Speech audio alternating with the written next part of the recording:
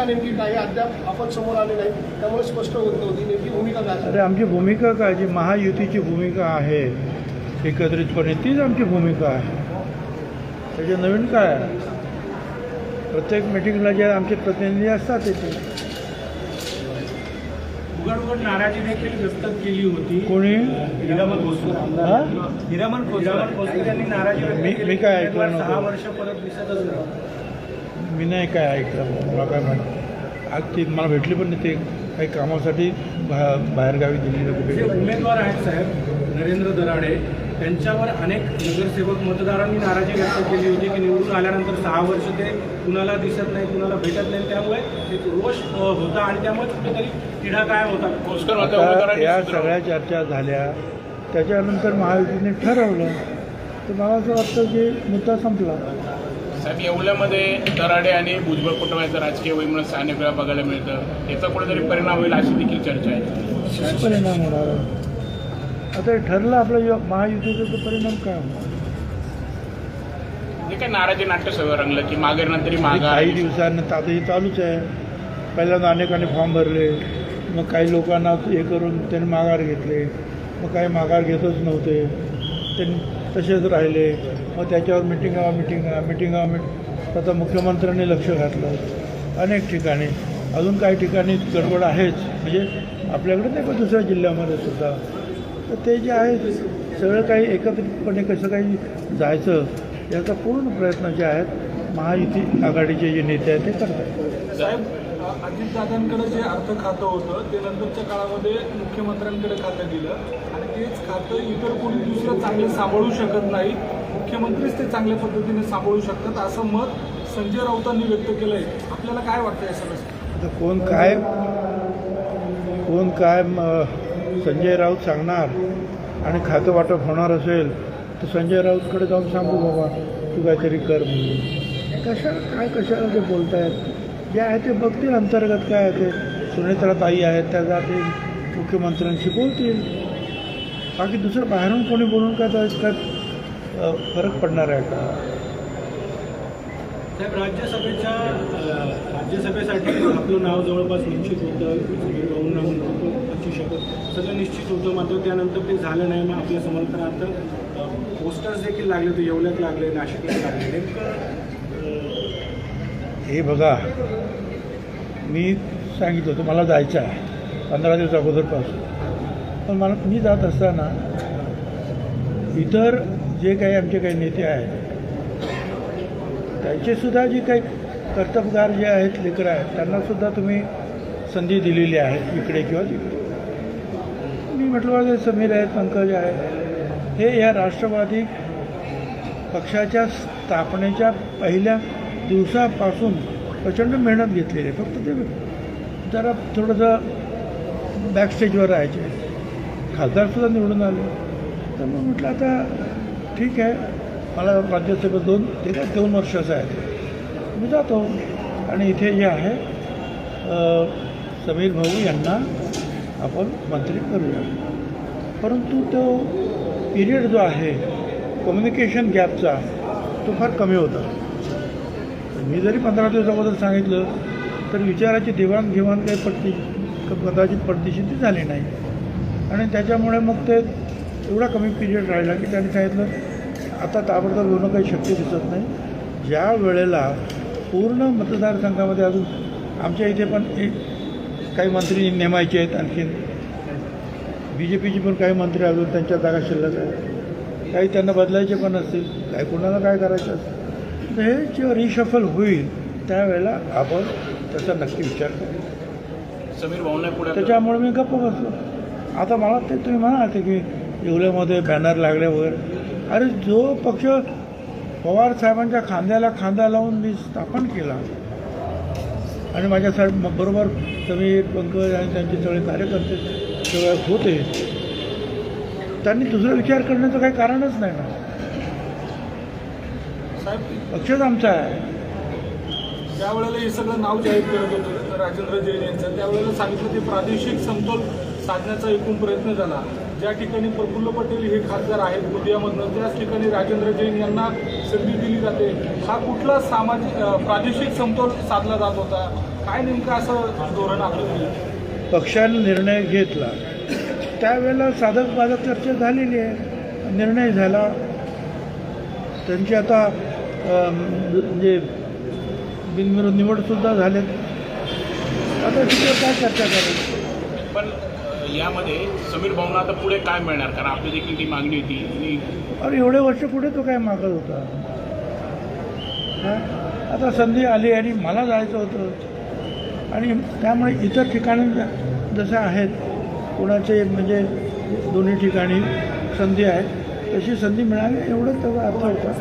बाकी त्याला एवढं काही सिरियस घ्यायचं काय कारण नाही. पण साहेब या सगळ्या दरम्यान प्रत्येक वेळेला काहीतरी बोलावं लागतं किंवा प्रत्येक वेळेला काहीतरी तुमच्याच बाबत असं का वारंवार होत आहे? सुरुवातीच्या काळामध्ये काही महिने तुम्हाला मंत्रीपद दिलं गेलं नाही, नंतरच्या काळात ते मंत्रीपद दिलं गेलं.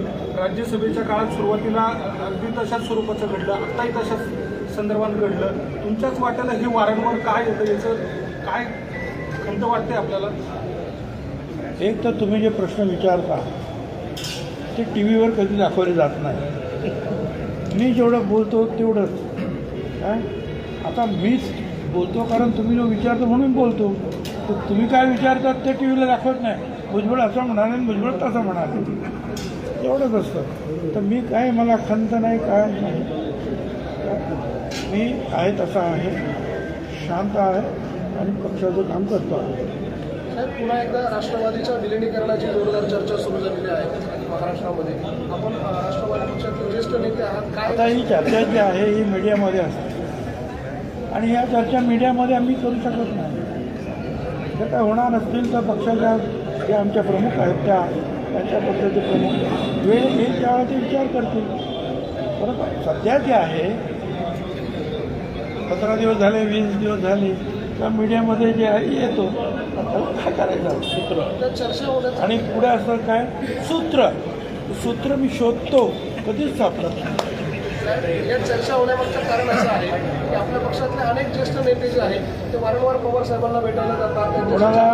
आपल्या पक्षातले नेते, राष्ट्रवादी अजित पवार गटातले नेते शरद पवार साहेबांना भेटायला. अरे मी जातो अनेक वेळा भेटायला, काय अडचण? अरे ते जे आहे देशातले जुने जाणते नेते आहेत. प्रत्यक्ष मोदी साहेबसुद्धा त्यांना भेटतात, इतर लोकसुद्धा त्यांना मान सन्मान देतात. आमचे तर ते संस्थापक अध्यक्ष आहेत राष्ट्रीय. मी महाराष्ट्राचा संस्थापक अध्यक्ष होतो प्रांतापैकी.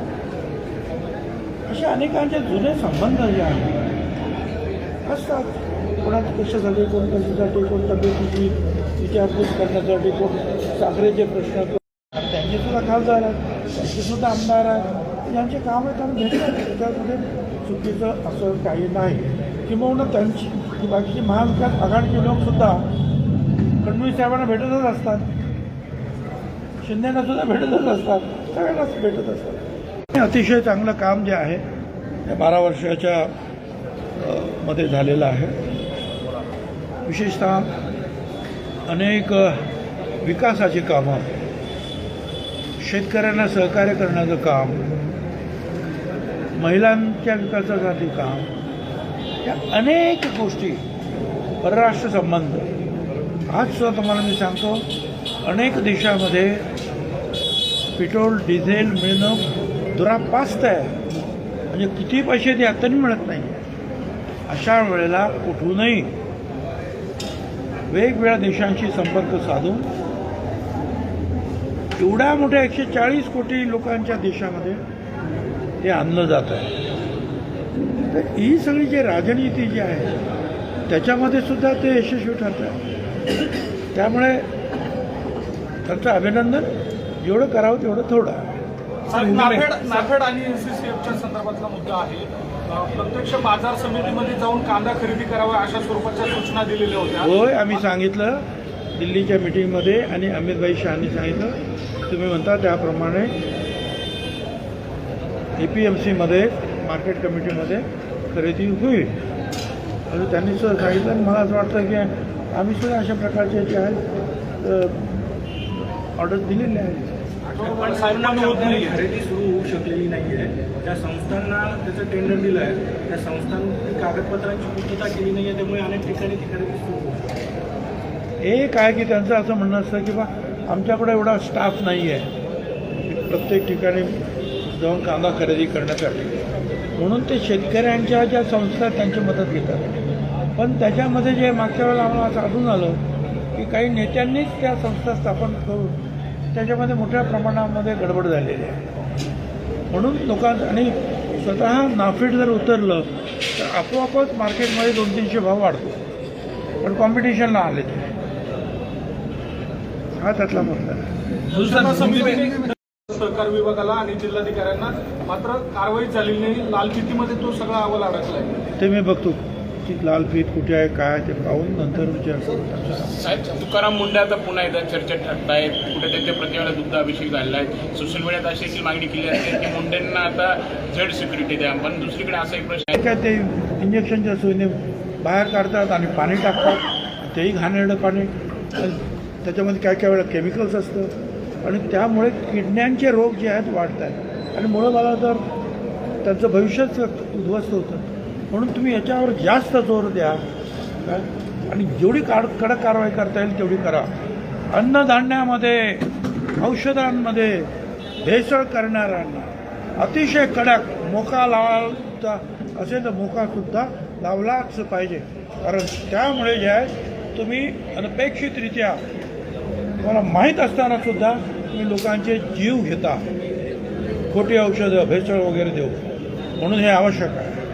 मुंडेंच्या आधी कारवाई काय झाली असे सोशल मीडियात प्रश्न केलं विचारले ना, झगडे साहेब होते त्यावेळेस खूप कडक कारवाई झाली. हे जे आहेत हिप्स वगैरे जे काय लावतात काय म्हणतात बघ ते आपल्या कमरेला मराठी शब्द काय खुबा, आता ते त्यांनी त्यावेळेला किती लावून धरलं होतं की हे जे खुबे लावले जातात ते अमेरिकेमध्ये हे नाकारलेले आहे. मोठ्या कंपनीवर त्यांनी लढाई घेतली आणि शेवटी जे आहे त्यांच्या बाजूने निकाल भ्रष्टाचार होता कामाला. जेनेरिक औषधं त्यावर सुद्धा त्यांनी भर दिला होता. स्वस्तात मुळात जेनेरिक आहे, मुळात जे एक औषध असतं त्याच्यावर प्रक्रिया करून मग वेगवेगळे जे ब्रँड तयार होतात ती जेनेरिक औषधं जे आहेत ते सुद्धा सुरू करण्यामध्ये त्यांनी प्रयत्न केला.